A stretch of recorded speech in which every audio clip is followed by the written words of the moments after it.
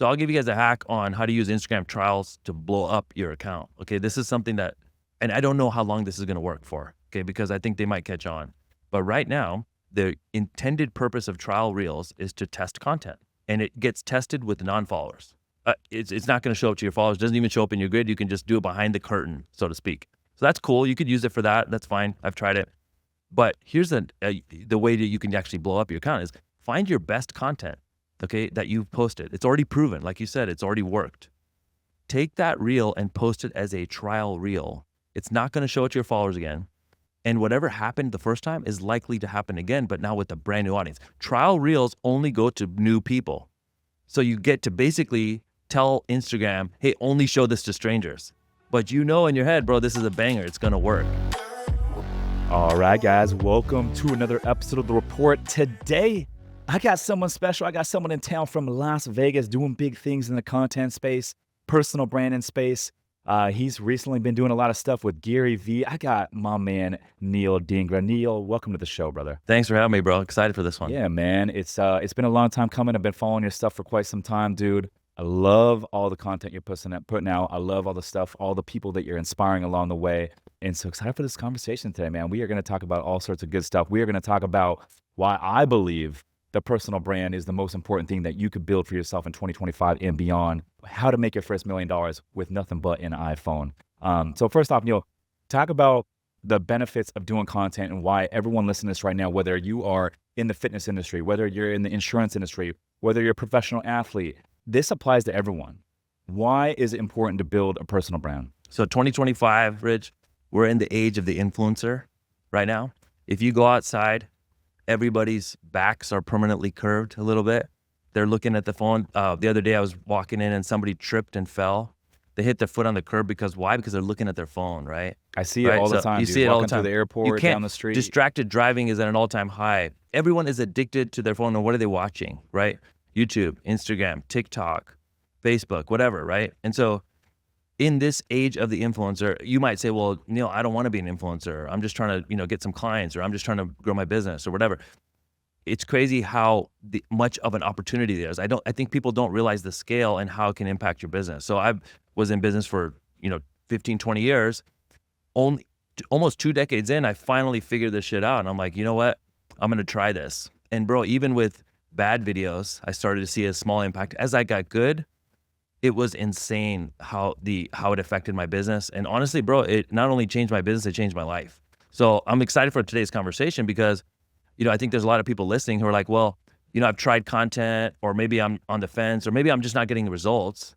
So I really want to dial in, like, what do you need to do to get results? So obviously get more people to view your stuff, but then how do you turn that into an actual driver of revenue? Like, how do you actually, let's be frank, like, how do you get rich from your personal brand? Mm-hmm. That's the key. Let me ask you this. Do you think that everyone should put out content? So I think I used to say that, but I do know that some people in today's world they just have this big friction. So here's the problem. I'll tell you what, like when I started putting out videos, bro, I was not comfortable. Like if you guys saw my first videos, it was like, how bad it is when you watch your own video and you can't get through it? It's like cringe worthy. That was me. And then through reps, I got better. So I struggled to say like, well, maybe it's not for you, because it was not for me and I got better. But then I do see other people where they just stay stuck there. So what is that? Everybody's going to be different. But if you find that you just cannot get over the hump in terms of you hate video, you just hate being on camera, then write, bro. Like you see the power of the written word, or do voiceovers, shoot from behind the camera and put your voice over it and put the text over it. I write something every day on Twitter and I screenshot that and I post it on Instagram and I post it on Facebook, and that gets me a ton of reach. So it doesn't have to be you selfie style. Maybe that's just never going to be comfortable for you, but there's other ways to win. Yeah, dude, it's funny because I think one of the biggest limiting beliefs that I hear is, oh, it must be nice. Like you're born with natural camera skills, podcasting skills, all that. You have the voice for it. And I'm like, no, that's fake because I used to feel very uncomfortable talking in front of the camera. I did my first ever podcast was virtual. I remember I was freaking nervous as hell doing my first ever podcast virtually. And then you do more and more of it, and then it becomes comfortable. And then I remember my first bigger name guest. I remember interviewing Grant Cardone on my old podcast back in 2020. And I remember being nervous for that. And then you do more and more and more of it, and then it doesn't become nervous anymore. And then I remember our first in-person podcast. It was actually with Kenny Simpson down here in Mission Valley. Yeah, You Kenny's know a Kenny. homie. Yeah. Yeah. Check this out. This is my first in-person podcast, guys. As a guest, I literally had to stop the podcast in the middle of it because my hands were sweating so much, and I literally had to stop the podcast and take a break. And so now, I can just get in here and rip it. I don't care who's in here. Like, it just becomes easier and easier and easier, but it's never came natural. And the only reason it became easier is because I put in the work and I stayed consistent. I put in the reps, the at-bats, and that was what changed it for me. And so when I hear that limiting belief, it's like, oh, I'm not born with the natural camera skills, the talking skills, the podcasting skills. That is a limiting belief. 100%. And I see people who are actually very extroverted and very comfortable, but then when they turn the camera on, they freeze up. So for me, my mouth would go dry, bro. So I would be on a podcast like this, and I'd have to have they'd bring me a cup of water. I'm like, could you actually bring me a couple? I would be my mouth would just go dry. Then midway through the podcast, we can get you another bottle of Pellegrino. Yeah, that's right. So, but midway through the show, I'd be like, dude, I got to take a leak now. So it was hard for me for sure. And then public speaking was a whole nother animal. That's the number one fear of Americans, right? Is putting yourself on stage and speaking. That was super uncomfortable. But now I went from that being the thing I dread and I hate to now I love it. And it has a big impact on my business. So it's true, man. If you just do more, it's just I hate fitness analogies, but it really applies here. It's bro, when you come into the gym for the first time, you can barely push the bar, but then a couple months later, you're pushing heavier weights and you're doing more. So it's just, you work your way up for sure. Yeah. And I think a lot of people think day one, they got to have the best content. It's got to be dialed, and they're going to compare their content to someone that's been in the game for 4, 5, 6 years, posting every single day, twice a day for 6 years. And it's no, for you to think that you're going to be as good as someone that's been doing it for 6 years, day one is a limiting belief. And so, I mean, if you go back and look at my content day one, it was not great. I mean, every 6 months I look back and I'm like, yeah, oh, you see the growth 100% because you're putting in the reps and the at-bats. What were you going to say? So this is huge point. I'm glad you brought this up because this is a huge mistake that people are making with their videos. They're watching someone who's 5 years into it and they're copying what that person's doing. You want to look at what they did in the beginning to how they grew. And so a lot of times people like yourself or me might talk about multiple different things in our content because you can go broad. In the beginning, I would say that you need to go super narrow. Talk about just one thing. So you look at Gary Vee. What does he talk about today? Sports cars, the jets, digital marketing, all kinds of different things. He's talking about 5, 20, 10 different things. Then he's doing some garage sales and you're like, bro, this guy's all over the place. I'm just going to do what Gary does and get a D-Rock and do all this stuff. It doesn't work. But look at how he grew. What did he do? He talked about one thing. He talked about wine. Then he talked about, then he started to broad. So go narrow at first. As you build more, you can go more broad. But what going narrow allows you to do is you get really good at talking about that one thing.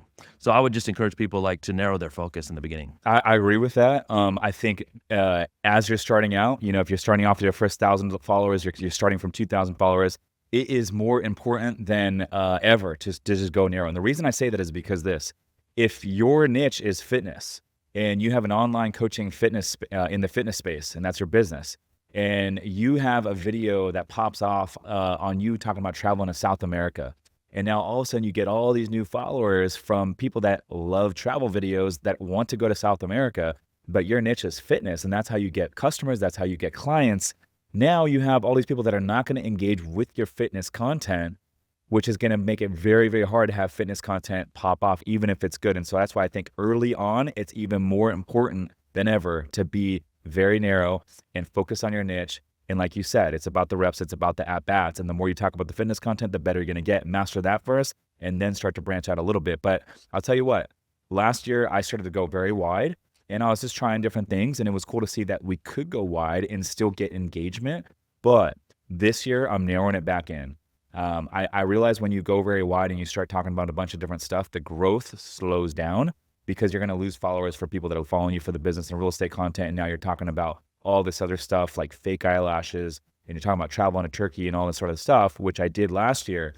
But this is what I'm doing this year. I'm narrowing it back down to just purely your business and real estate content. Yes, I can still go wide, but here's the difference. Now when I go wide, I have to make it relatable and put some sort of spin on it to how I can, let's say I'm going to travel to Turkey. It's like, okay, here's 3 takeaways I learned from Turkey and how they do real estate.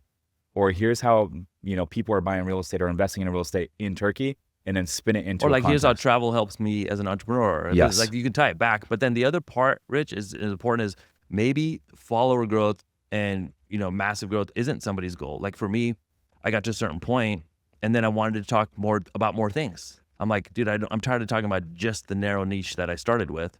So I started talking about more things. You are 100% correct. I started losing followers because they weren't there for this. They're like, dude, I didn't sign up for this. I want this. That's fine. So what happened for me was I don't grow as fast. But the people that stick around are like, they're down with me. They really connect with me as an individual. So I think going forward, and this is actually helpful for the initial people, this is probably the best thing for people coming up right now, is you don't need a bunch of followers to be successful.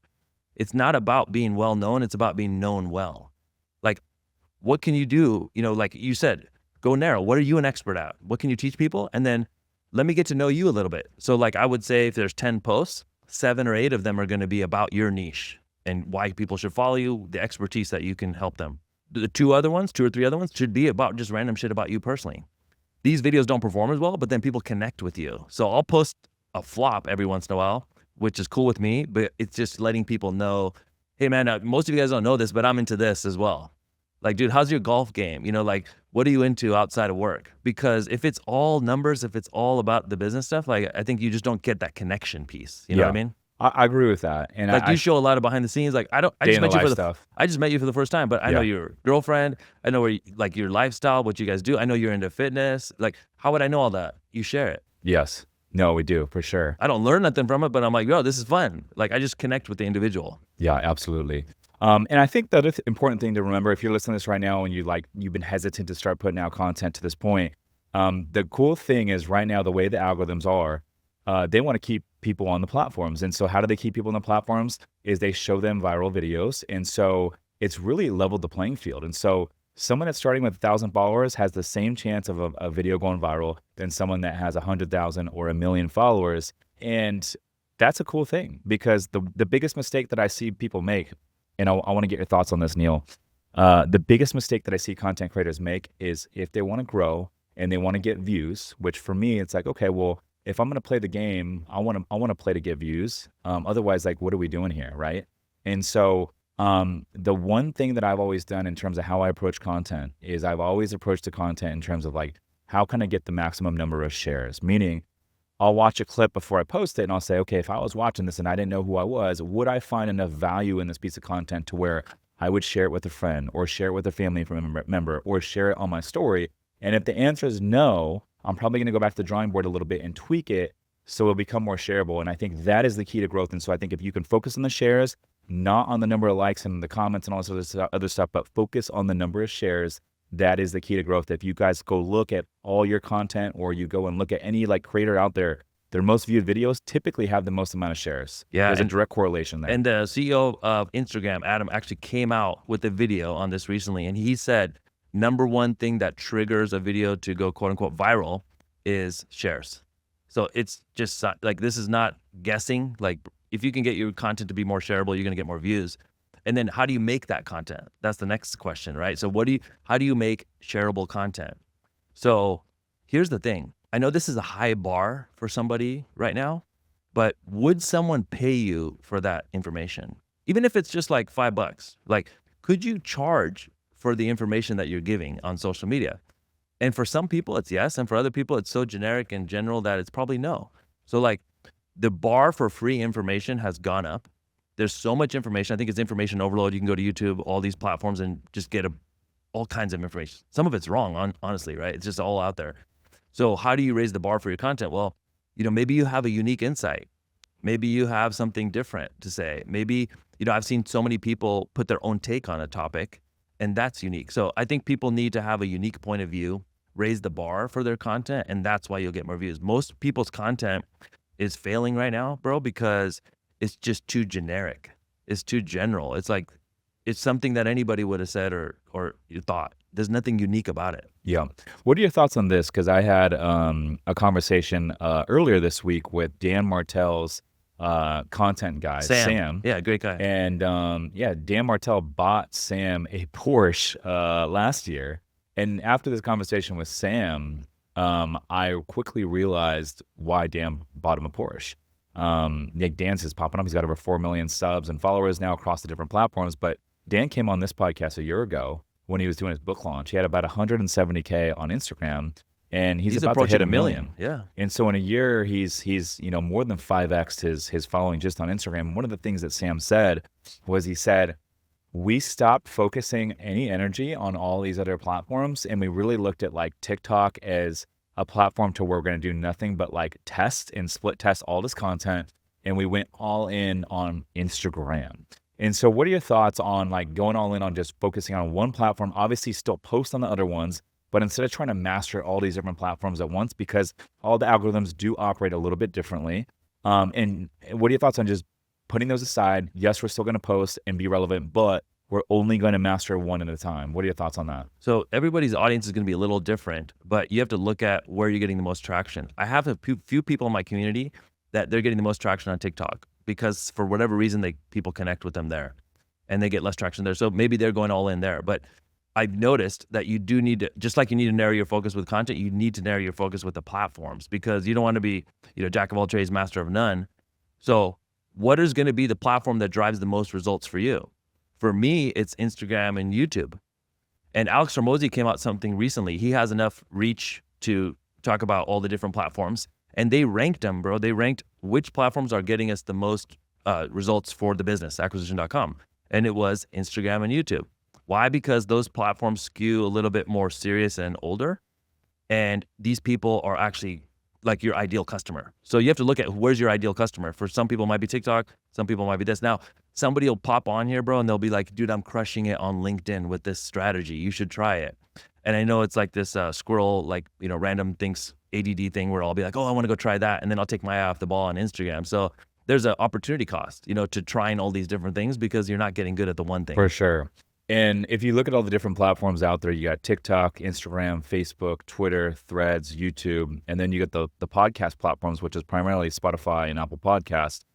For us, 95% of all the capital that we're raising for our real estate fund is from the podcast. And it makes sense because, why do people listen to podcasts? People listen to podcasts because they're trying to better their lives. They're trying to learn how. They're trying to learn how to do the thing. And, a lot of these folks that listen to podcasts, I believe, have the higher net worth. They're more savvy. They're action takers. And same thing with YouTube that watch long form, right? Because YouTube has the shorts, and you also have the long form. The people that watch long form, that is a different avatar than the people that are watching YouTube shorts, hands down. And so when we looked at that, it was very, very interesting. And so that's why we put out 3 podcast episodes a week, like clockwork. It's a non-negotiable. A lot of people do 1 a week. Some people do 2, but we're like, no, we're sticking to 3 because that's what works for us in terms of raising private capital. Love that. Yeah. And so you have to think about where can people go deeper with you. So in the beginning, if you're like coming up, this is the formula for someone who's coming up. You would start with one platform, get really good at it, and start making the content there. You can have a VA or your team distribute that same content on the other platforms. Even though it's not formatted specifically for TikTok, you could take the same reel and just throw it up there. Why? Just because you may as well. You've already made the video once, throw it up on the other platform. But as far as like recreating separate content for the other platform, it's just, you're not gonna have the bandwidth for it. Most people tell me, Rich, they don't have the time to make videos because they're so busy. So by us telling you, hey, go do all these 5 different platforms, you're not gonna do it. So start with one. As you get better, I've found that the thing that takes you hours in the beginning eventually just takes you minutes. So it might before take you a bunch of time to come up with the ideation, what you're gonna say, shoot the video, edit the video, get it posted. That takes a lot of time for people. But now that's like quick for me. I could shoot something right now and post it without much fancy editing and just get it out there. So that comes down. That frees up time for me to now start getting better by writing on Twitter and then taking those shots and putting them as reels. Those reels perform, bro. Like they do really well. So, you can get better at things, but I think start with one and then just start layering on. And then podcast, I didn't launch till recently. I've been doing content for almost 6 years now. I just started my podcast last year. Thanks, bro. And I just didn't have the bandwidth for it. So I knew if I did it, I was going to do it half-ass. And so I'd love to talk about this, bro. And then we can get into some tactics as well. And real quick on the time thing, because this is a limiting belief that I hear all the time. I'm telling you guys right now, like whatever the big priorities are in your daily like schedule, you should do first in the day. So like for me, fitness and getting out a piece of content. And this is outside of like my relationships and my family and all that sort of stuff. I'm talking from like a daily activity and productivity schedule. Fitness, I got to get my gym in, right? First thing in the morning, and I got to get a post out first thing in the morning. If I can knock those two things out first thing in the day, it sets the tone for my entire day. And then now when I get around to posting later, this is my second post of the day, not my first. It's the second one. You're playing from ahead. You're starting the day with a W. And I'm telling you guys right now, we all have the same 24 hours in a day. If you guys can't find any time and you're like, fuck, I'm busy, I get it. You guys have kids, you guys have jobs, you got a bunch of stuff. Life happens, I get it. One of the hacks that works very well for me, I stopped drinking.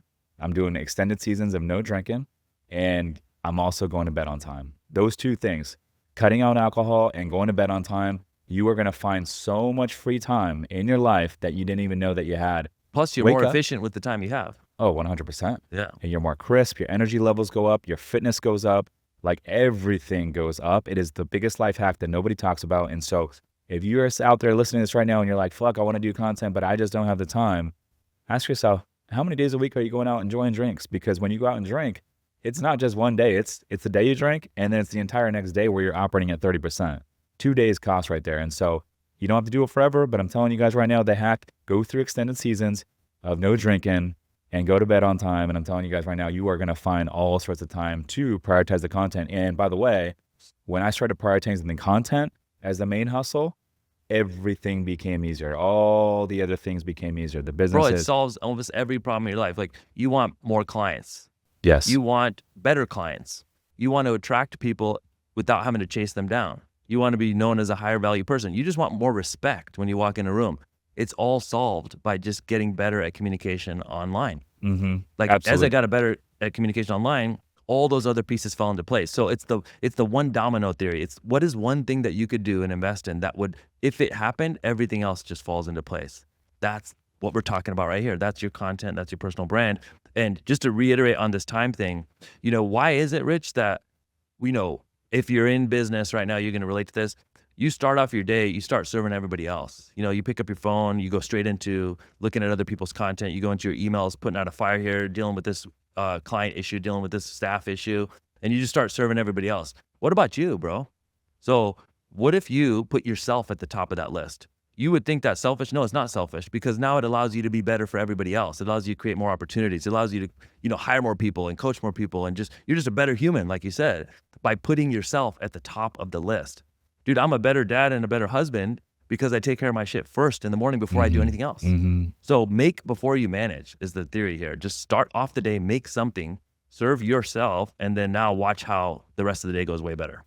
I couldn't agree more there. And also, like, I actually started doing this recently, is not taking any meetings on certain days till the afternoon. And so now I'm waking up, 4:45, I'm in the gym by 5:30, get my lift in.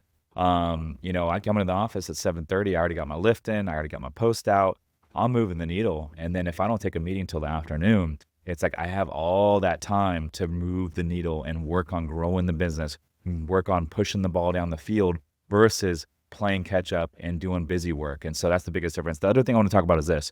You mentioned the different types of content, because there's a bunch of different types of content that you guys have been putting out there: green screens, Twitter posts, short form talking head videos, and all these day in the life videos, all these types of different videos and pieces of content take different amount of time to put out there. But the one hack that I love, and I'm shocked that more people don't do this, you do a good job of this, but it's Twitter posting.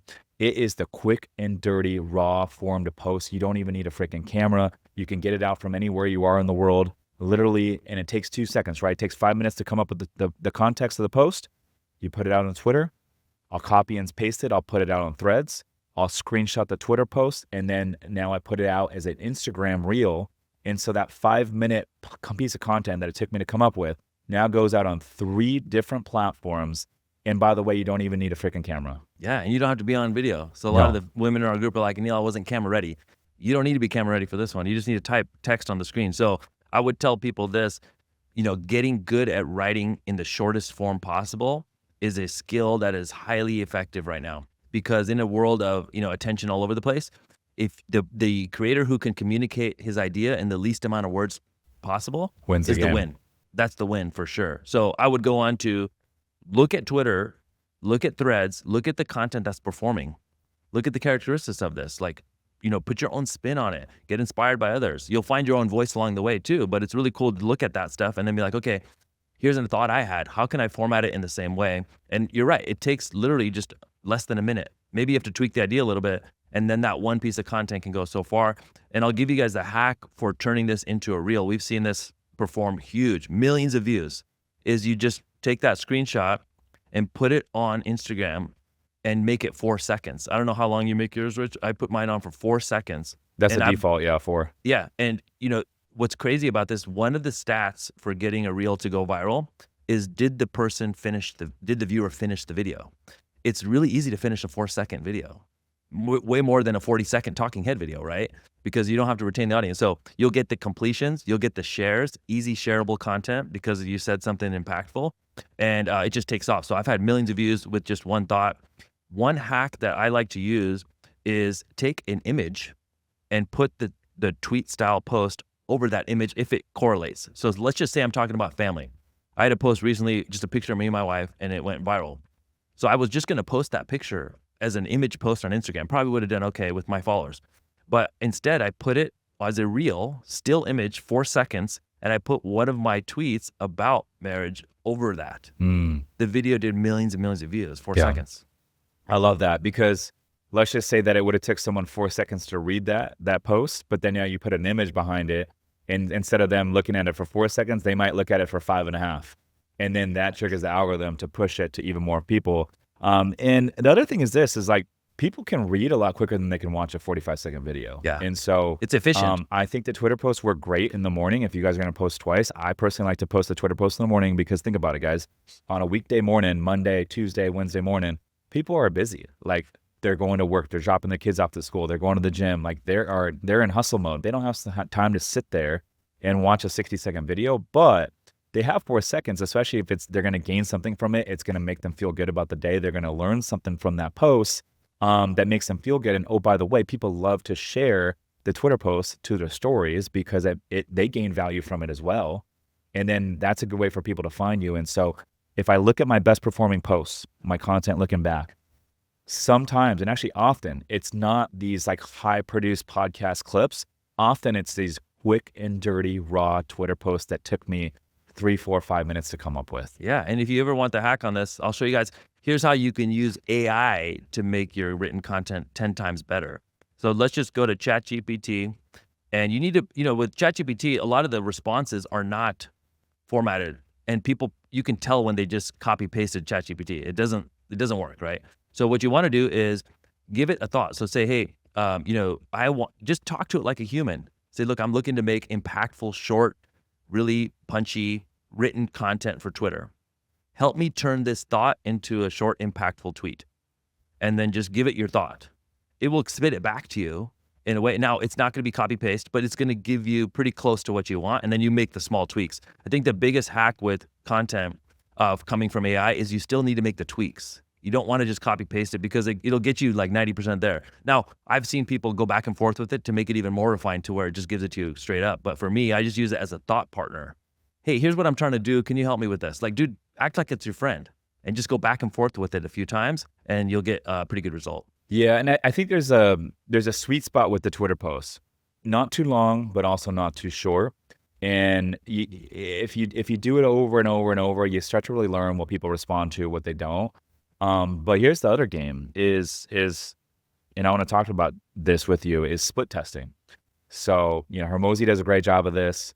Dan Martell is doing a great job of this right now. The people at the top right now that are growing quickly are doing a lot of split testing. And so, Hormozi's doing like 6, 7 Twitter posts a day on Twitter and Threads. And then at the end of the week, that's, 42 posts. And then he can pick the top 7 of the 42. And then those are the ones that go out on Instagram. And those go out as reels. And then once they perform as Instagram reels, then those are the hooks for his short form videos. And then he can use that as the hook. And then he can relate a personal story or personal experience to the video. That's going to pop off. And then he can double down and put that onto a podcast. And now that Twitter post is the title of a podcast episode and or a YouTube video. And it all starts with split testing the Twitter posts on Twitter and Threads. I think that's the hack. Dan Martell's doing a lot of split testing with the 30, 45-second TikTok videos, and he's only taking the best TikTok videos and then putting those on Instagram. And one thing that Sam said, his content guy, which I found interesting, I want to get your thoughts on, is he said the key to really growing on Instagram is to only put out bangers. And how do you only put out bangers is by split testing everything before you put it out there. That's huge. What are your thoughts there? So I think as you get further along, that would be the best way to do it, right? Because now it's proven content. They're not messing around. Like, if you're gonna do it, you may as well do it right. But I will tell you this, maybe somebody doesn't have the bandwidth to do the split test and all that stuff first. The easy way to do that with written content is, like you said, Twitter and Threads. On Threads, it's actually easier to get organic reach than Twitter. Twitter is very difficult to get organic reach, but you'll notice that one of these posts on either platform will get just slightly more love than the other one. So write 10 of them.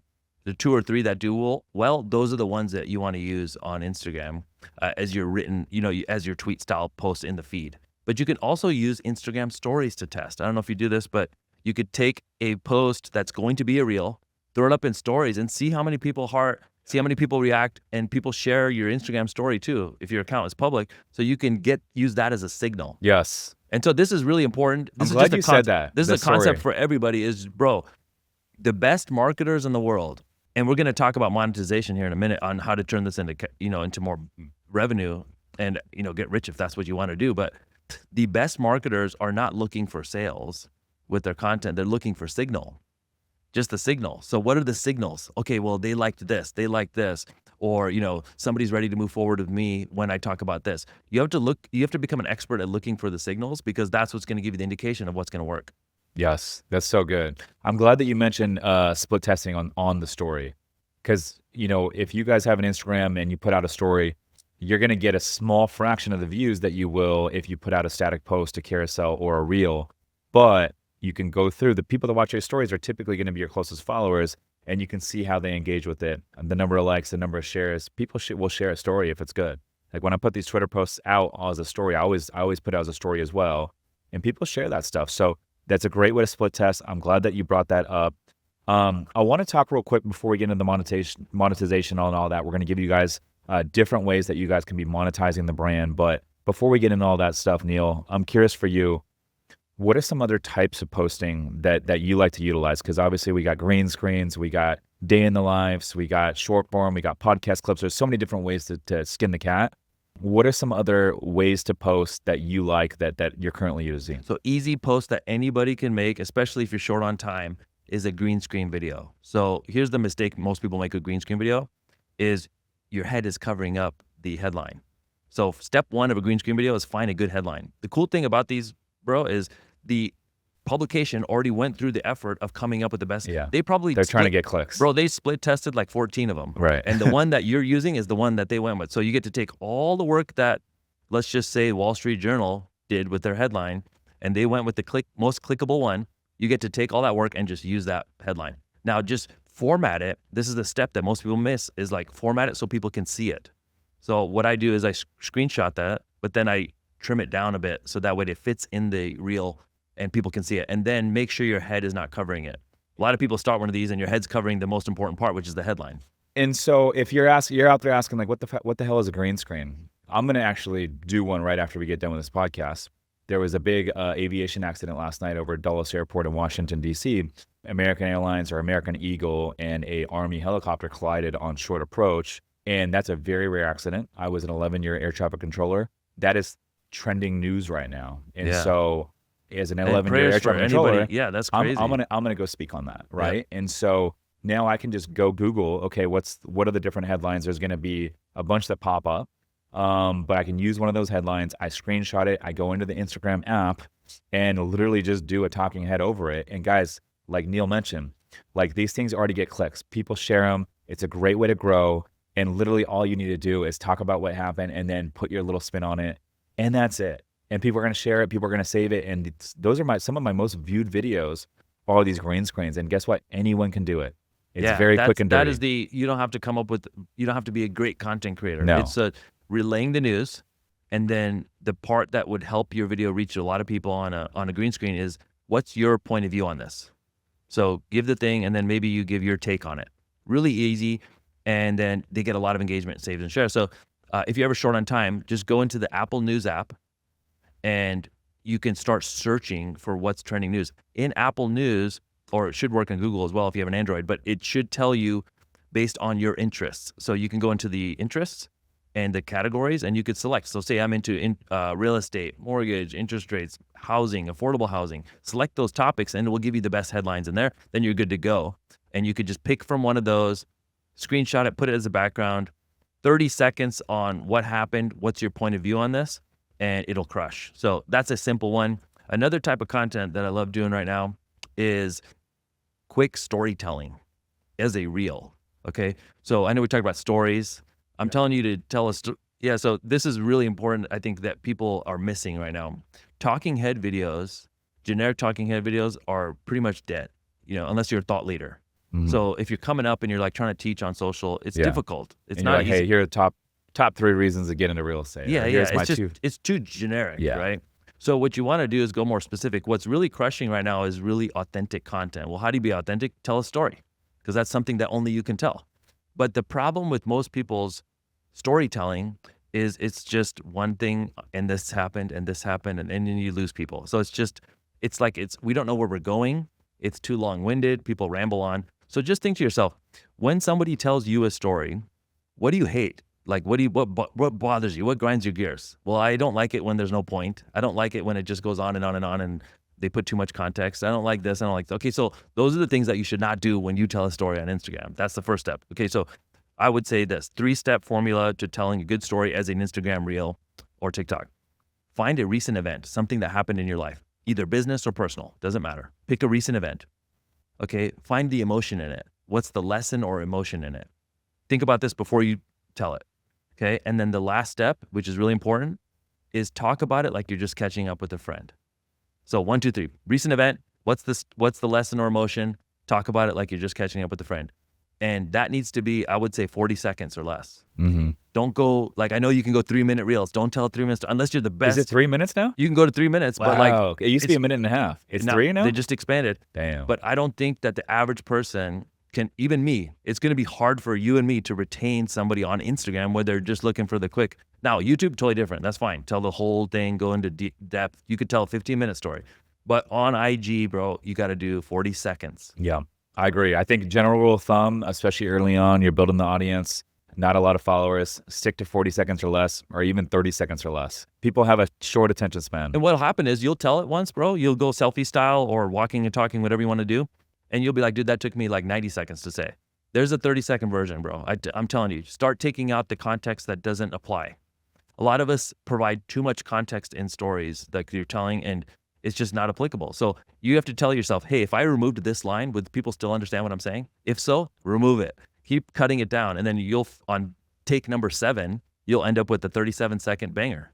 That's the video you post. That's the hack. I'm glad you said that. And watch the video, guys, before you guys go to post it. Watch it and ask yourself, if I was watching this piece, where would I get bored and drop off as the user? Okay, well then cut that part out and then watch it from the top. And then watch it again and then ask yourself, okay, where else would I cut off? Cut that part out and then boom, watch it from the top. And maybe that means you got to re-record it, and that's fine, but that's going to be the difference between a post barely performing or being mediocre and actually seeing a lot of traction and getting good reach. Yeah, and it's like, put yourself in the shoes of the viewer. Ask somebody you know to watch it. Look at their eyes. You can see, and just tell them, bro, like, where do I lose you? Hey, don't pat me on the back and give me good feedback. I need negative feedback. Where does this video lose you? And they're like, bro, you lost me at that word. And like, okay, then you know that, hey, that word was too much industry jargon. Let me change that. Or that line was where I lost you. Or this thing's going on too long. And just look at the reactions and then post it. Now, for somebody coming up, bro, they'll be like, Neel, I thought you said just get the stuff posted. Done is better than perfect. I would say that's true in the beginning. But this section of what we're talking about right now is being intentional. Like actually doing the work. Right before we shot this podcast, Rich told me to come in his office. We jammed for 15 minutes about what we're going to talk about. If we didn't do that, the podcast wouldn't be as good.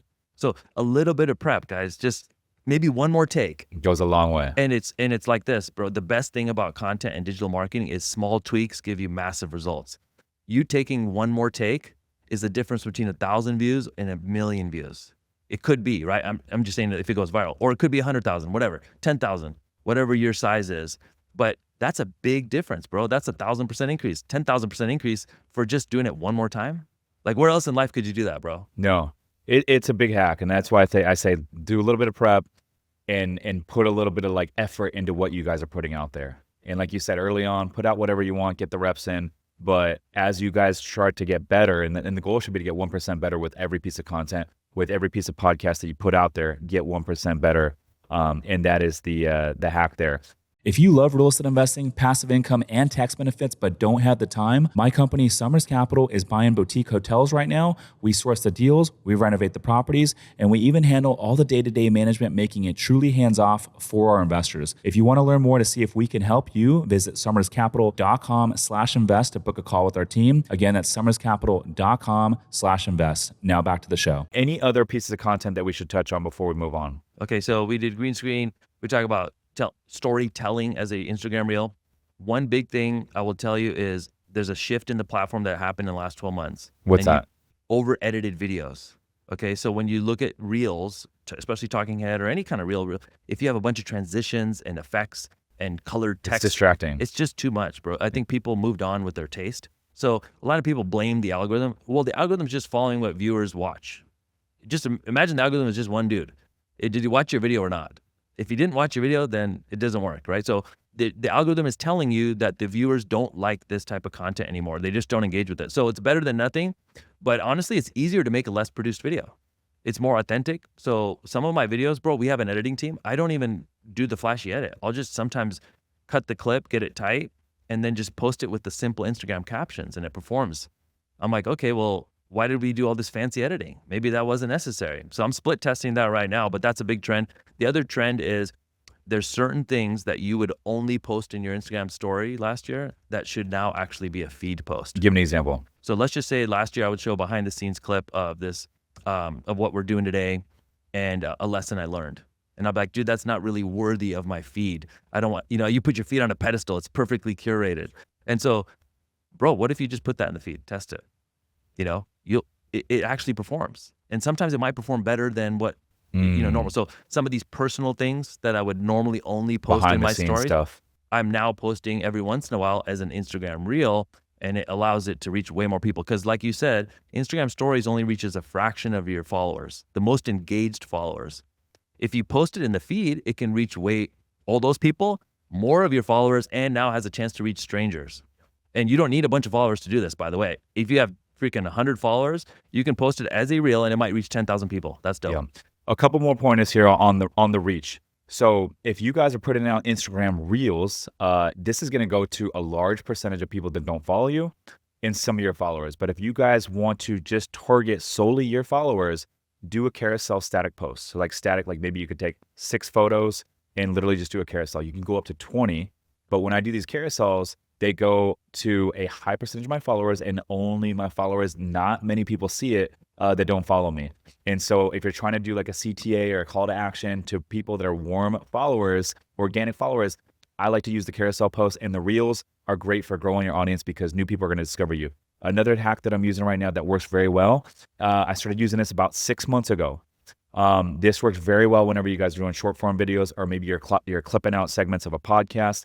I like to have a floating sticker for like the first 3 to 4 seconds. That's going to be eye-catching. It's going to be some sort of a hook, and it's going to give a person the reason to watch the entire video, right? That has increased the watch time. That has worked very, very well. And the difference between having a sticker and not having a sticker could be the difference of a reel, like literally doing mediocre and actually getting 1 million views. Yeah, that's a written hook, an on-screen title. Yes. 2 to 3 seconds tells you why you should watch this video. Yes. And it also allows you to jump into the actual context of the video sooner without having a long drawn out hook of explaining what's going on. You can literally just jump into the video, and then the sticker is now your hook. Yes. So this is a great point. This is a big thing that I think people missed. In the last year, it changed from you do no longer need to set up your video. You just need to cut to the chase. So you said earlier, top 3 tips for real estate tips for 2025. You don't need to say that. The written hook can say that, and you're on tip number 1. The first line out of your mouth, okay, the first thing you need to do is X. The audience loves it, just catching you in the middle of the lesson rather than, guys, today I wanted to pop on and tell you, dude, those videos are dead. Nobody's going to stick around for that shit. Yeah, or maybe you're a real estate agent listening to this right now, and I think one of the biggest mistakes that I see real estate agents making when I watch them put out content is they're just standing there selling. It's nothing exciting. It's boring. Hey, here's my MLS number. Hit me up if you guys want to buy or sell a home in Sacramento. Now let's jump into the video. It's like, no. Like, if I was a real estate agent, and I'm not, I would go and find the sexiest, dopest freaking properties in my market on the MLS, and I would go hit up those listing agents and say, hey, I'm going to come to a property tour. I'm going to feature you as the listing agent, and I would go find that $17 million home in La Jolla, and I would start my videos in front of a $17 million property in La Jolla, and I would go and like literally feature all the wow factors of the property. Hey, it's got a 24-foot kitchen island. It's got a speakeasy. It's got this backyard with a pool table overlooking the freaking Pacific Ocean. Like, those types of videos will go viral. And then people are going to start to view you as, hey, Neel's the freaking luxury real estate agent in freaking San Diego. I'm going to shoot him a follow. And in your bio, you guys can have whatever it is that you guys are trying to plug, whether it's your business, whether you're a real estate agent, whatever the fuck it is, that's a hack. But to circle back on what we were just talking about, if you guys are doing a property tour, you don't have to sit in there in front of the front door and say, hey guys, we're standing in front of a $17 million property located in La Jolla. Follow me and let's go take a tour. You can literally start the video, you walking in the front door talking, and the sticker can say, come tour this $17 million beachfront property. You see what I'm so saying? much more efficient for the viewer. Yes. Put yourself in the viewer's thing. Like, they don't want to watch your intro. I know you want to make it about yourself, but it's about the house. So this is the hack for anybody in real estate posting short form tours. Find the best part of the property, whether it's the view, the kitchen, and you want to be in that spot. Have the video start in that spot because that's your hook. And then you can put the on-screen title with any details on it. And then, bro, you could be in the video or not be in the video. Maybe you're just walking through. Maybe at the end you say something, but lead with the best. Don't put, like, so many times I find that the best of the video is like towards the end or even in the middle. The truth of the sad truth is nobody even got to it because they scrolled past you. So, and then, bro, this is a little risky, but I will tell you, if somebody does this, they will win. And I've yet to see very few people do this in real estate. Now, I've seen it done in other industries, but this is going to sound totally fucking backwards, bro. Let's hear it. Bro, what if you made content about, as a real estate agent, on how to buy a home without a real estate agent? What if you taught, like, say you're a mechanic and you taught them not to need you? What if you're like doing this thing and you taught them to do everything? So what people don't realize is the trend of the viewer and of everybody right now is they want to do DIY, but then they don't want to do the work. So they just want to act like they can do it themselves and learn about it, but then they might need you, right? Because they're like, you know what?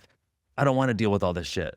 And it also allows you to show the cool expertise that you have. So if somebody has the balls, bro, to put out the content of why they don't need you, here's how you can do the contracts, here's how you can do everything. And bro, I'm just putting it out there. That's so good. You don't need me. Here, I'll teach you how to do it yourself. And you'll save a bunch of money. By doing this, content will go viral. You'll build your email list. You'll build your prospect list. And then within there's going to be people that want to work with you, that just want to hire you because you're the expert and you showed it. Everybody doesn't want to give the best tips because they want you to need them. Yes. Just put your best shit out there like they don't need you. Yes. And you win. That's so good. And they're going to grow their audience much quicker, and they're going to build trust. And by the way, all those people that, even though you give them all the secrets on how to go do it themselves, they all still want the support, and they want someone to hold their hand, and they want someone to do it for them. They still want the done for you model. And so I think it makes perfect sense. And so give it all away and then sell the implementation. I don't know who said that shit, but that's gold. That's so good. It's the value of information is risen. Like, people want good information. And you would be the only real estate agent doing this. You'd be the only mortgage person doing this. You'd be the only plumber doing this. Everybody else is like, yo, call me if you need it. I can't tell you because you can't. Most real estate agents are like, this is a terrible market and you need my expertise and I'm going to guide you. It's like, bro, that's the same sales pitch from everybody else. Yeah. And to take a step further, if you own your own real estate brokerage and you just build this big brand and audience on exactly what we're talking about, and doing property tours and just blowing this audience up, like what then does boom, hey, by the way, if this sounds like too much work for you, we can make it hands off. Here's what we do. Boom. Exactly. And then same with content. What is the content that performs the best for content creators? How to do it yourself. I'm giving you guys the gold. I'm giving you the tips right now. Now, if I don't sell this, but like if I was an agency and I sold how to do it for you, I'd be like, yo, here's how to do everything. Here's all the tips. By the way, if you just want an expert to do all this for you so you can just focus on what you want to do, there's a link in the like, that would blow up. Yeah. That's so So good. that's just it's just a tip that I think very few people understand in a client service business. Yeah. What do you think about the Instagram trials feature? Because we're talking about split testing. If someone's out there now, it's like, well, you can test anything on the trials feature. What are your thoughts on using it? So I'll give you guys a hack on how to use Instagram trials to blow up your account. Okay, this is something that, and I don't know how long this is going to work for. Okay, because I think they might catch on. But right now, the intended purpose of trial reels is to test content, and it gets tested with non-followers. It's not going to show up to your followers. It doesn't even show up in your grid. You can just do it behind the curtain, so to speak. So that's cool. You could use it for that. That's fine. I've tried it. But here's the way that you can actually blow up your account is find your best content, okay, that you've posted. It's already proven. Like you said, it's already worked. Take that reel and post it as a trial reel. It's not going to show it to your followers again. And whatever happened the first time is likely to happen again, but now with a brand new audience. Trial reels only go to new people. So you get to basically tell Instagram, hey, only show this to strangers. But you know in your head, bro, this is a banger. It's going to work. So I don't know how long it's going to work for, but right now, because when you repost, and by the way, you guys should recycle old content for that sure, pops off. you should just post it in the Because feed anyway. you have new followers over, let's just say like something that popped off 6 months ago, for example. Well, all your new followers in the last 6 months haven't had a chance to watch it, but also like even if a reel pops off, not 100% of your followers saw it the first time. And so you should repost. Now, when you repost too much, the people that already saw it that follow you, they're not going to engage and it becomes stale. And so it might not pop off again, but this is the hack and the way around it. So let me ask you this. If you post the Instagram trials feature and let's just say it starts popping off with all these new followers, with all these people that don't follow you, at what point do you make it official on your grid? So I think if it takes off and it's already proven, like it's doing well there, you could just tap one button and it puts it in the grid and it's actually a real post. I think that's fine, especially if it's been enough time since you posted it. Like you said, most people don't remember it anyways. But if you want to do this a lot right now, which you should, take your bangers, post them there. And there's no, like in the feed right now, if you post more than twice a day, you notice the biggest creators that are going the fastest, Alex Hormozi, Dan, Martell, they're only posting twice a day in the feed on Instagram because if you post more than twice a day in the feed, it reduces your reach. Yeah, so they post in the morning and they post once in the afternoon. And they do this 7 days a week. On other platforms, you can post more than that, but on Instagram, that's the way it is. In trial reels, there's nothing like that because it's not even in the feed. So you could just go post 7 trial reels right now and just see what happens. Question for you. They could be all cooking behind the curtain. Will people follow you from the trial reels? Yes. They will. They will. So what you want to do is you take a trial reel and just make one tweak to it. This will help you. At the end of the trial reel, throw in a quick little text, follow me for more. Like you want more follows, ask in the people caption? Somewhere, anywhere, just add the CTA somewhere. Because what I've never even seen a trial reel pop up in my feed. It doesn't show up as a trial reel to them? No, they don't know it's a trial reel. But it's all new people. So it's literally like, dude, Instagram's like, hey, dude, if you want help finding new people to know like about you or your account, just let me know. So I don't think people are using it this way. And I know it's not the intended purpose, but it will work. So I'm going to take, literally, I've only done this 3 times and it's working. So it just reminded me when you said trial reels that we need to be doing this. Everybody listening to this podcast needs to be doing this. And if you're listening to this 6 months later, it's probably not going to work. So if you're listening to it now, try it now. And go through your content. Make it sure it's a banger. Don't do it with like unproven content. It's not going to work as well. But do it with the proven stuff and it'll crush. And you're saying that there's no limit to how much you can post. Correct. You could put out 10 in one day and still gonna all push. I did 3 in one day and they all did well. Wow. But it's behind the curtain. No, it's not even affecting my feed posts. And so when you get new followers, because when I get new followers now, it says like someone so-and-so followed you from your reel, so-and-so followed you from your reel. Will it say like so-and-so followed from a trial reel? Or it'll say it followed you from the reel, but also you can go to the insights. It takes 24 hours, but on trial reel section, you can click the insights. It will tell you how many follows you got from that video. Damn. Specifically. Now, that stat is not always accurate because that's the only thing it tracks is if it showed up in the feed and they hit the follow button. That's counted as a follow directly from this video. But you and I know how people sometimes go to your profile. They'll binge watch. They'll go to other videos. They binge watch. They might go to and then they follow on your profile, and that doesn't show up. That doesn't count in that little section. So you really don't know, but you'll see your number go up, and you're like, dude, it's working. So I just came across that. I think people can try it. Okay, I want to switch gears here and talk a little bit about what I feel is one of the hacks is long form content. One, it's a way to build a lot of trust, but the podcasting, it's a way to, meet your long form content, but also if you shoot your long form correctly, you almost don't have to shoot any short form or a lot less short form because you can clip out the long form and then there's your short form. The other reason I love the long form, man, is it gives us the ability to connect with folks that you normally would not have the ability to connect with. What do I mean by that? I just think about my podcast and the names that I've been able to connect with. Grant Cardone, Pace Morby, Pineda, yourself, Dan Martell, Jordan Belfort, all these guys I've been able to connect with and have conversations with because of the podcast. And I get to ask them whatever questions that I have. And so whether you guys are starting from something brand new, like when I got into podcasting in 2009, I knew nothing about real estate investing. I knew nothing about business. But because I've been able to interview so many people that are smarter than me, I've been able to legitimately ask them questions that I genuinely had, and I get to learn from them. And I always pick up, every single guest, I always pick up 2, 3, 4 nuggets from, and then I get to implement those nuggets into my own business, which is like the ultimate growth hack. And oh, by the way, it builds trust. Even for people that don't listen to your podcast, they see you putting out podcast episodes like clockwork every single week and rubbing elbows with different guests. And then they start to view you as the expert, even if they don't listen to your podcast. So it builds trust at scale. Yes. And the truth is, people will tell you that podcasting is saturated. It's not saturated if you do it correctly, meaning you do a little bit of research beforehand. So it's going to be good. You set up a studio. Like someone's like, well, dude, I don't have the funds to do it. Well, start small and build up to it. This is an investment. You know, Rich has a studio here. We're in the dope studio in downtown San Diego. It's not cheap, but you did it, right? You realize the value of this. So now when a Grant Cardone comes to San Diego, you can DM him. You could send an email to his team and say, hey, while Grant's here, let's do a podcast.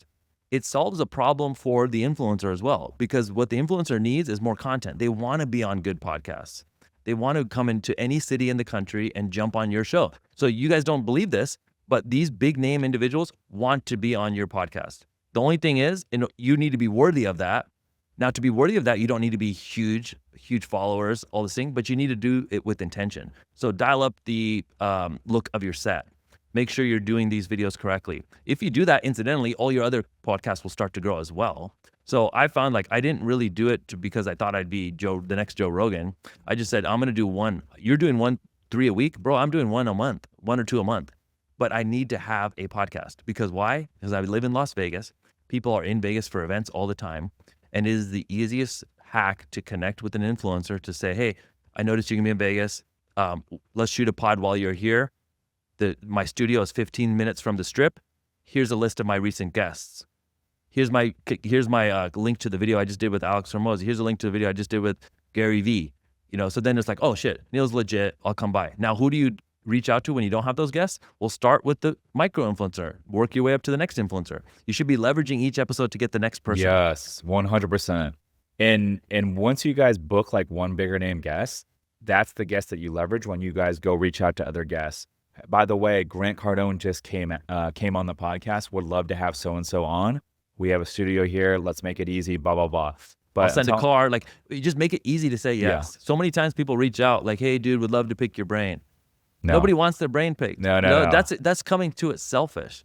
But if you're coming to be like, hey, I have a podcast. I have a studio. I have a podcast that I do well. It's going to be easy.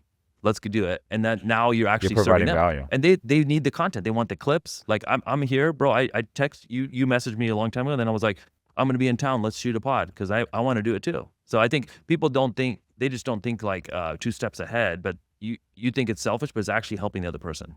And for the people out there that say, hey, I missed the train with the podcast. I missed the boat with the podcast. That ship already sailed. Guys, I'm telling you right now, the podcast listeners worldwide in 2019, we had 274 million podcast listeners worldwide. Last year, 2024, we just hit 504 million podcast listeners worldwide.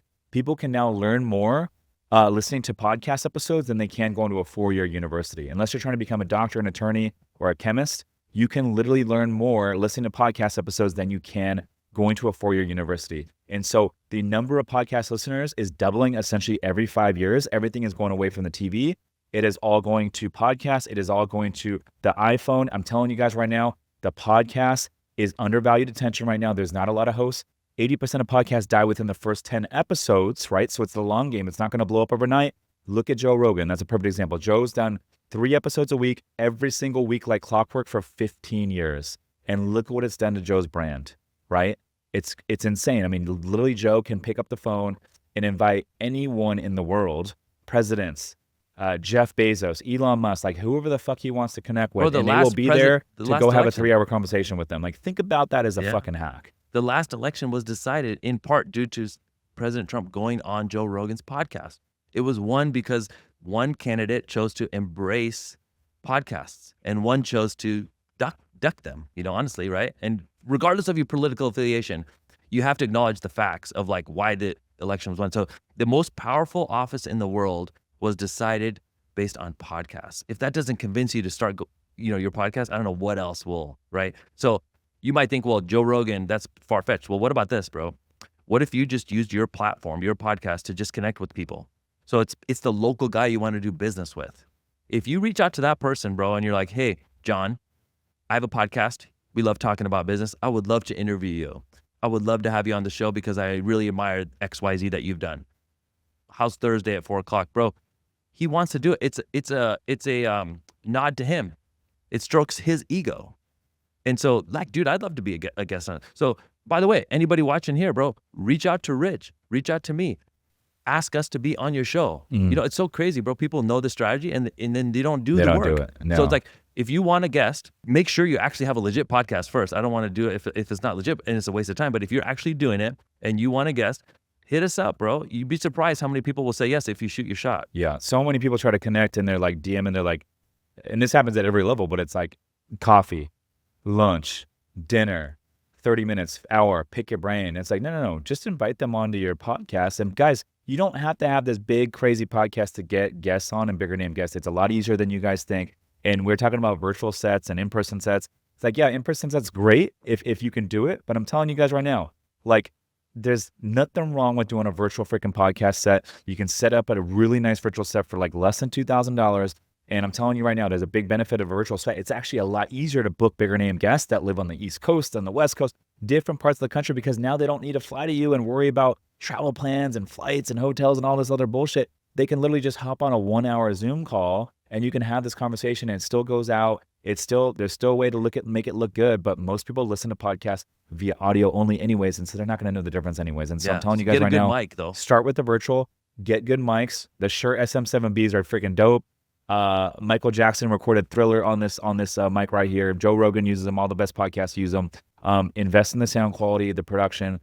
Don't edit your own podcast. That's not a good use of your time. But I'm telling you guys right now, you don't need to do the in-person set. You can always start virtual, and then down the road, once it grows, you can go in person. And the last thing I want to touch on is this. You mentioned it's easier to bring bigger name guests on if you got the podcast. I'll give you a perfect example of this. Episode 51 of this podcast, we got Grant Cardone on, and this is the second time I interviewed him. But this particular time, he was flying into town to San Diego for a freaking conference that he was going to speak at. This REIT paid him $250,000 to fly out from Miami to speak for 1 hour at the conference here in downtown San Diego, 2 blocks from our studio.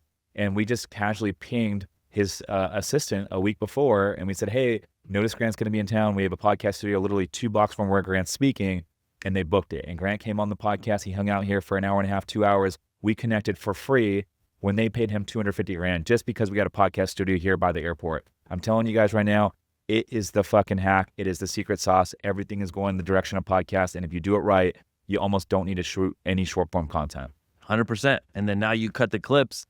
I know you guys collaborated on posts. Like, it's huge. You can collaborate with some of the biggest names and start small and work your way up. That's it, bro. And so I think anybody could do this.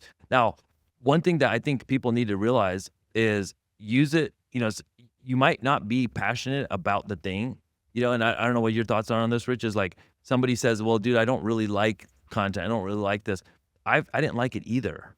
But once I saw the benefits, I got passionate about it. Once I started getting a little bit of results, it was like a shot of dopamine. Like, dude, I got to do more. I got to do more. So even if you're listening to this and you're like, bro, I don't know, like, I'm just not that excited. Well, A, I don't know what the frick is wrong with you, but B, if you're not excited, just start anyways. You don't need to see the whole roadmap before you get going. The path will reveal itself. Jesse Itzler told me this at an event. He spoke at our event. He told me backstage, he said, Neel, the biggest wins, the absolute biggest wins in my career. And by the way, this guy's a billionaire. The biggest wins for him came from things that weren't on the roadmap. So it's going to be starting the podcast, and it's going to be something Rich does or something I do. 3 years from now, we're going to have some connection that leads to a partnership that changes our entire life, that makes us the most amount of money possible. We don't even know it exists yet, but it's coming for us. Why? Because we're putting in the work today. So you don't need to know the whole path. Just start, bro, and you'll see some cool things happen. For me, same things happen. I never would have thought I'd be doing the things I'm doing today, but it all came from me saying yes to hitting record and then getting the video posted. That's so good, man. You don't know what you don't know, and you never know what kind of doors or opportunities those relationships are going to lead to. Those connections are going to lead to. I mean, just think you and I connecting right now. You never know what kind of opportunities that will lead to down the road. All right. I want to switch gears here and talk about the different ways that you can monetize a podcast, or social media content, the personal brand, all that good stuff. The way that the number one way that we monetize it is through raising private capital for a real estate fund, so we can continue to buy more commercial real estate, boutique hotels, all that good stuff.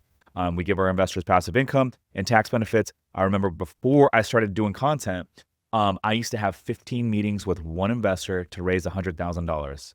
And now, because of the way we have everything set up and the brand and the podcast and everything like that, it builds trust at scale. And so people reach out, and now we have people investing larger chunks, and it's typically just a 5-minute conversation.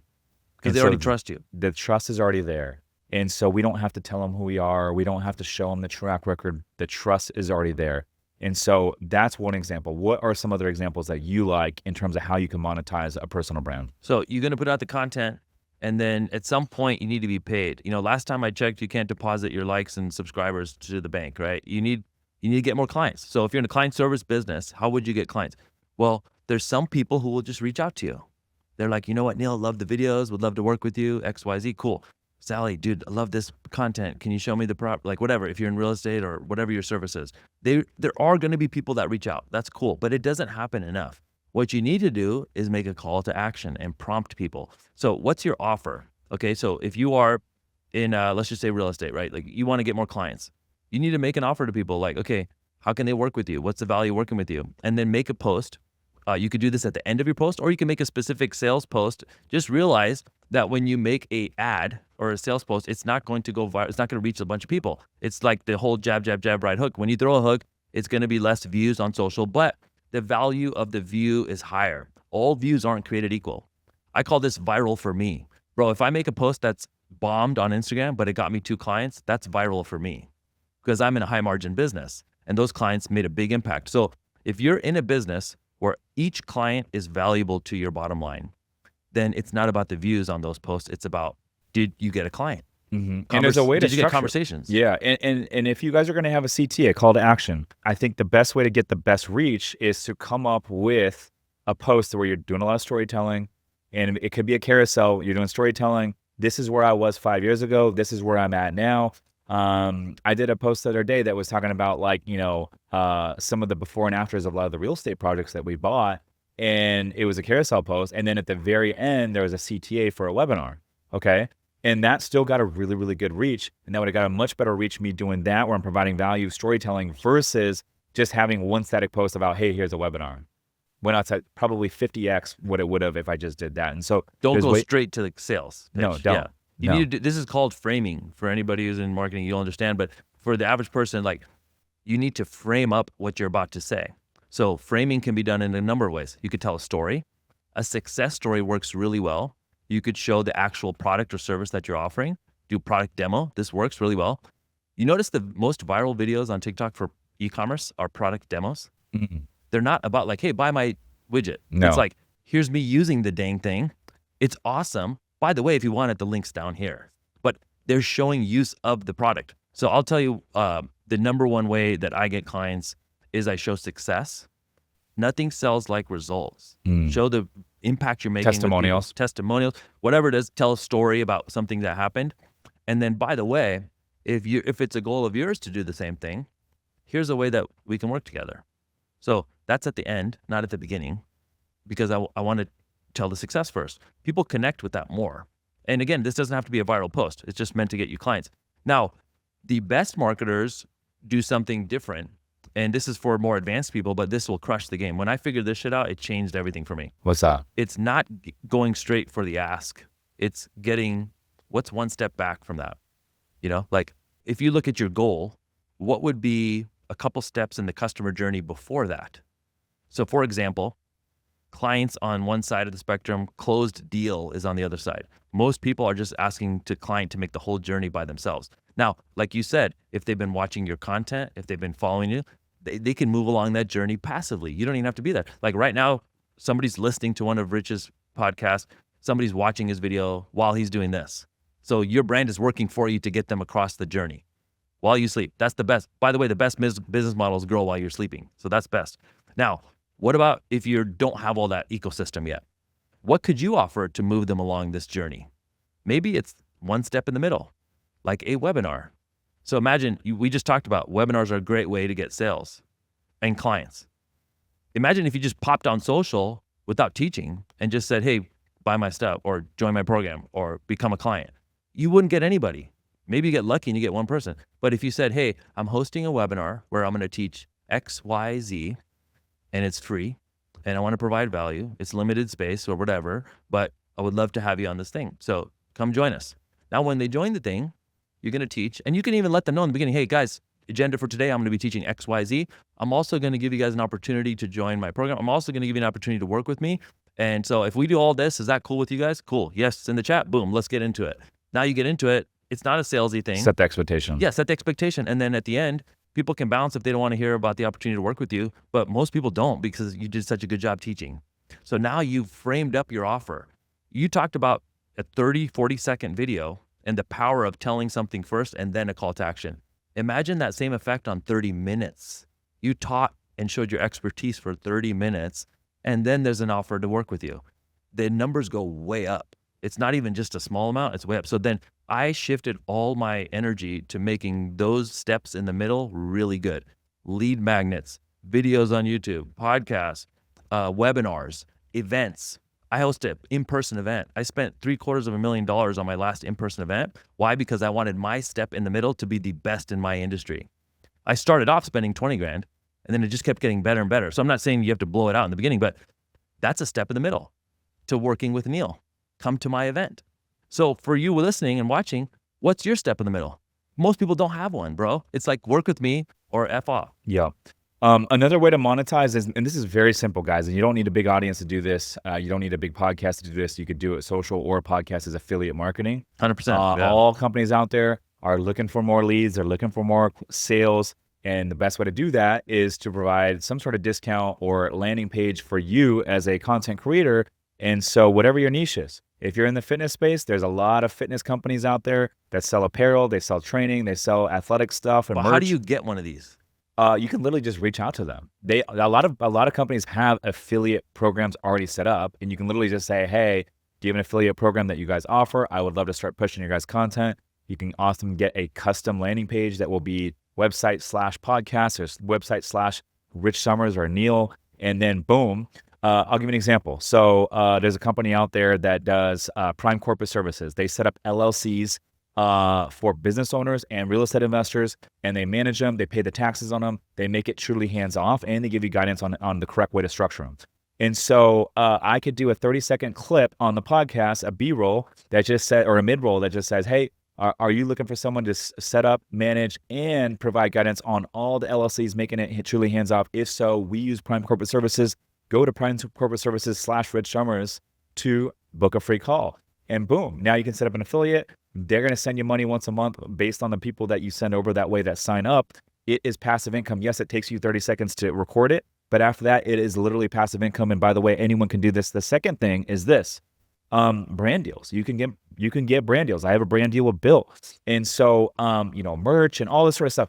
It's relatively easy to set up, guys. And I'm telling you, it's passive income. But I'll say this, Neel, the best way to monetize everything is always going to be plugging your own products. And that's why I don't do a lot of plugging for other people. I literally plug my own stuff. Like, I would rather get investors for our fund so we can go build and buy commercial real estate and build a big thing. That's me personally. But I'm telling you guys, if you don't have your own back-end product, you can easily monetize by plugging other people's stuff. Yeah, it's huge. And so the number one thing would be get clients for your thing, whatever you offer. That's your first opportunity there. But then along the way, there's going to be opportunities to make money. You know what's crazy, Rich, is like I got more opportunities to speak. I got more opportunities to promote software. I got I haven't had a clothing deal like you yet, but I've gotten technology deals where I was just telling people about the software I use. So let's just say you have a particular software that you use in your business that crushes. You should post about it, tag that company, and then let them know in the DMs, hey, by the way, let me know if you guys want to work together. They'll see that you've already made a piece of content about using the product, and they see that you're a good creator. I did this recently with the software that we use, and they offered me from that a meeting, and that meeting turned into a 6-figure annual brand deal for me to promote the software. Now, here's the crazy shit. I was already going to tell my audience about it anyways. So what this taught me is you were already probably going to wear Built. I was already going to tell my audience about this. I was already going to go speak somewhere.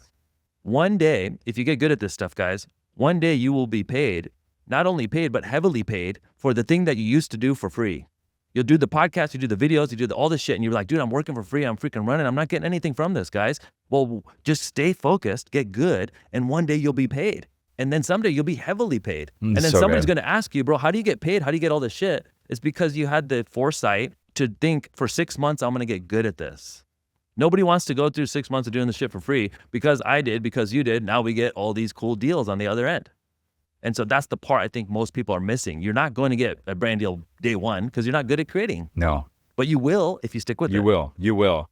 And so I think whether you're a real estate agent or you have an online coaching business or you're in the fitness space, like literally the brand is everything because your competition is likely not building the personal brand or they're likely not doing a good job of it. And because of that, you get to separate yourself in the marketplace, charge higher prices, get better clients, help more people. It goes full circle. The last thing I want to touch on is this, Neel, is like I see a lot of people get into personal branding. They start it, they do it for a month, maybe 2 months, and then they drop off. I see a lot of people start podcasts. A lot of my competition has started podcasts. A month into it, they realize, oh, there's a lot of work. It doesn't grow as quickly as I thought it would.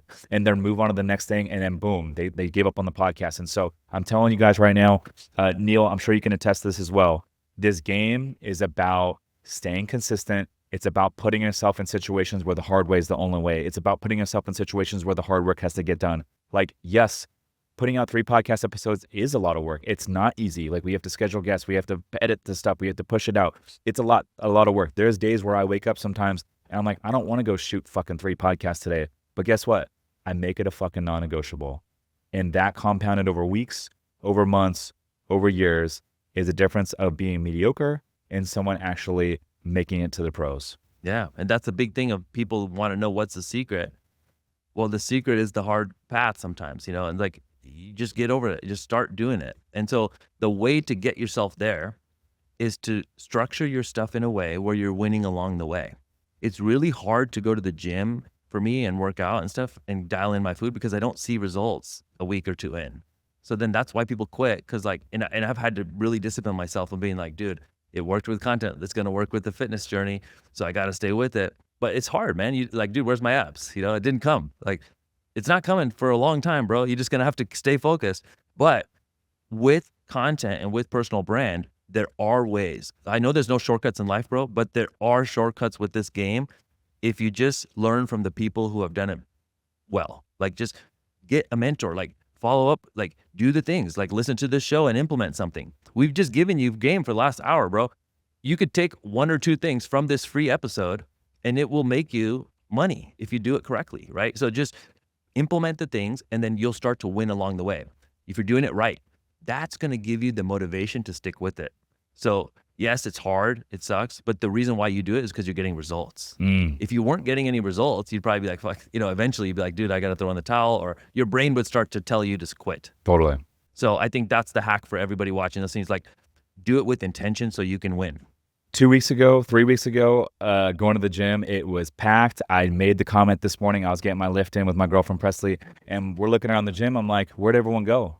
I mean, we're 30 days into the year and everyone already gave up. I'm like, what the fuck? And I'm telling you guys, it's the same thing with the content. It's the same thing with the podcast. And so the only way to differentiate yourself is to fucking stick to it, commit to it. This is not something you're going to do for 3 months. I'm telling you guys right now, you have to commit to 12 months, 18 months, 24 months. That's where you're going to start to see the growth. Put yourself in rooms where your dreams are others' realities. Go and listen and study the folks that are successfully growing on social media, the ones that are successfully building their personal brands.